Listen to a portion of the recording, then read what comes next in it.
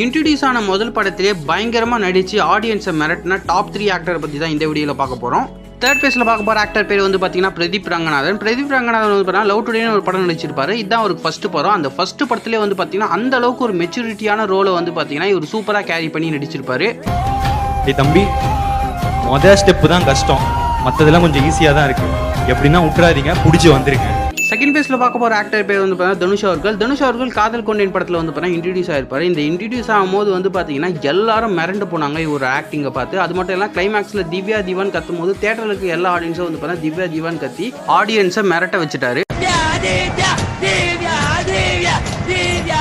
First பிளேஸ்ல பார்க்க போற ஆக்டர் பேர் வந்து பார்த்தீங்கன்னா பருத்தி வீரர்ல நடிச்ச கார்த்தி அவர்கள் தாங்க. இந்த ஆக்டிங்கை பார்த்துட்டு ரஜினி அவர்களே ஒரு ஸ்டேஜில் வந்து பார்த்தீங்கன்னா கார்த்தியை ரொம்ப புகழ்ந்து பேசியிருப்பாரு. அதே கார்த்தி வந்து டிஃபரெண்ட். ஃபர்ஸ்ட் பிக்சரை பருத்தி வீரர் தூள் கல்பிட்டார். அவர் கிளைமேக்ஸ்ல செஞ்ச நடிப்பு எல்லாமே வந்துட்டு ஒரு 100 பிக்சர் பண்ண ஒரு ஹீரோ கூட பண்ண முடியும்.